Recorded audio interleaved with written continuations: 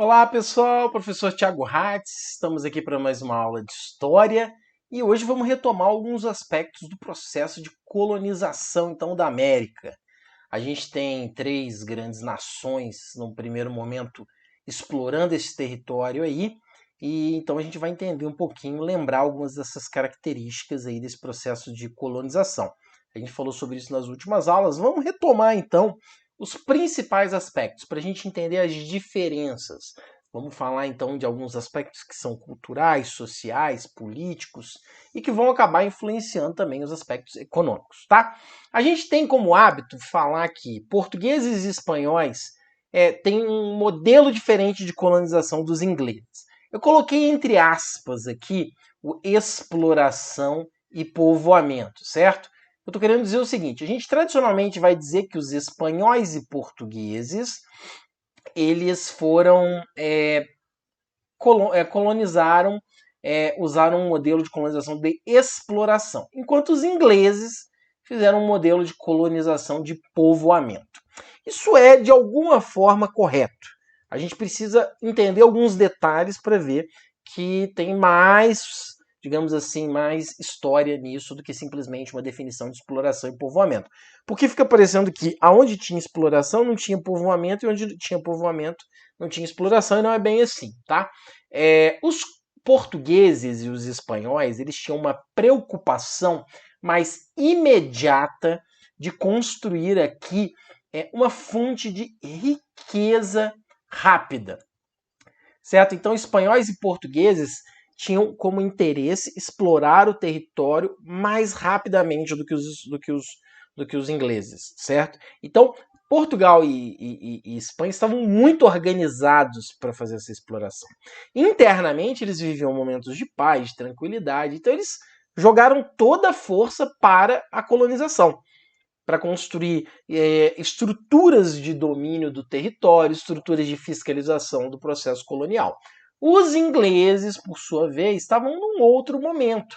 O século XVII na Inglaterra é um período de altamente conturbado, é o período das chamadas revoluções inglesas. Então, os ingleses não tinham como fiscalizar efetivamente o que acontecia aqui. Isso favoreceu então o povoamento.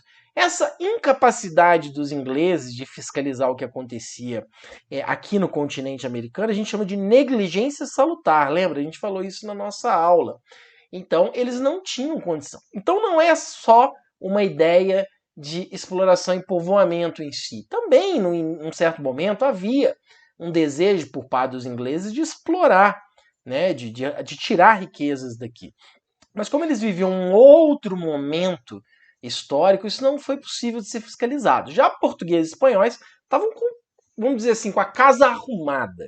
A casa estava arrumada, então dava para promover essa exploração com tranquilidade. Mas tem diferenças também no perfil das pessoas que a gente vai ver, tá? Os espanhóis e os portugueses também não faziam do mesmo jeito. Tem um historiador brasileiro que já viveu há muitos anos atrás, chamado Sérgio Buarque de Holanda, que ele dizia que o espanhol era o ladrilhador e o português era o semeador. Porque ele dizia assim, ó, o espanhol ele chega para explorar, mas ele coloca estruturas, ele faz grandes praças, arranca montanhas, destrói florestas e faz grandes cidades e arruma tudo bonitinho, né? Ele ladrilha. E aí depois que ele promove a exploração. E ele já dizia que os portugueses eles queriam imediatamente semear para poder colher, né? Então por isso que isso explicaria, né, essa quantidade de cidades coloniais brasileiras com morro, sobe, desce, apertadinho, porque os portugueses não estavam tão preocupados em modificar a paisagem. Então até os espanhóis e os portugueses tinham também as suas diferenças, do semeador e do ladrilhador, como diria o Sérgio Buarque de Holanda, tá? E os ingleses, a gente vai entender uma das diferenças, então, que explica por que os nossos amigos ingleses aí tinham também outras características. Não era só negligência salutar, viu? E aí eu trouxe aqui também no nosso quadro branco outro esquema aqui rapidamente para a gente entender. Que existem aspectos religiosos e políticos que são importantes para entender essa diferença, tá? Do ponto de vista religioso, os portugueses e espanhóis eram católicos, certo? E a Igreja Católica, naquele momento, ela vivia um momento também de grande força e de hegemonia ali em Portugal e Espanha. Lá na Inglaterra, a gente tinha uma disputa que vocês não podem perder de vista, que era o rei Henrique VIII, desde seu reinado, fundou a Igreja Anglicana e já vinha há muito tempo os seus sucessores tentando transformar o anglicanismo na religião oficial da Inglaterra. O que aconteceu? Os puritanos, os calvinistas, né, que eram protestantes também, eles não aceitavam ter que se submeter a uma religião oficial, né, que não fosse a deles. Então muitos foram perseguidos. Para onde os protestantes, também chamados de calvinistas, puritanos, foram procurar abrigo? Na Nova Inglaterra, ou seja, na América do Norte. Tá? E o protestantismo, como a gente sabe, ele tem um ideal de lucro, acumulação, trabalho. Então, pessoal, a colonização inglesa ela está muito ligada a esse perfil do colono protestante.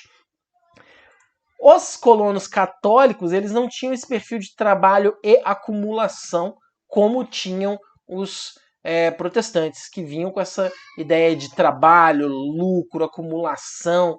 Eles vinham com a ideia de que, por terem sido perseguidos na Inglaterra, eles precisavam construir aqui a sua nova Inglaterra. Então isso favoreceu também o protestantismo, favoreceu também essa ideia de povoamento que a gente viu no nosso quadro branco anterior aí.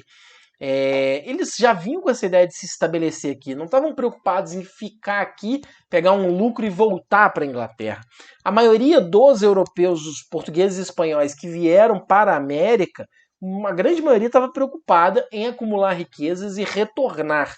Então não estavam tão preocupados em fazer da América o seu lar, uma extensão de Portugal ou de Espanha, né? Eram vice-reinos, capitanias, mas diferente dos colonos ingleses. Esses colonos ingleses fugiram da perseguição e estavam entendendo que aqui eles tinham uma missão, construir uma nova sociedade. Isso vai explicar, inclusive, o Destino Manifesto, né? A gente falou sobre isso. Aquela ideia desses protestantes de que eles são parte de um povo predestinado a guiar a humanidade, né? a construir um novo futuro para a humanidade, e isso então é uma coisa que vai ter um impacto muito grande. Tá claro, então, gente? Isso é muito importante de vocês observarem. Até mesmo a religião ela vai fazer diferença na hora da construção da nossa colonização aqui. Né? Então o protestantismo teve uma peça muito chave, muito importante para entender esse processo de colonização inglesa, tá? Outra coisa política muito forte é que esses colonos ingleses, boa parte deles vinham trazendo ideias que a gente chama ideias de governo justo, ideias do pensador John Locke, que já era muito famoso na Inglaterra, né, o seu tratado sobre o governo civil. O Locke defendia que nenhuma pessoa devia se submeter a um governo injusto. Então esses colonos ingleses também não aceitariam, hipótese alguma, a exploração colonial injusta. Então eles vêm com essa ideia de construir um novo lar, de construir uma nova sociedade, de não aceitar injustiças. Então isso acabou favorecendo demais a construção de outro tipo de sociedade lá na América do Norte. Aqui na América do Sul, infelizmente, a gente já teve outro perfil de colonização. Que é uma colonização mais ligada a esse processo de exploração, esse processo de acumulação de riquezas para serem transferidas para a Europa, tá bom? Então esse é um aspecto muito importante. Ele se explica, como eu disse, pelo fato aqui, voltando lá, de que Espanha e Portugal viviam momentos internos de tranquilidade, podiam fiscalizar o que acontecia aqui, enquanto que os ingleses não. Era negligência salutar, certo?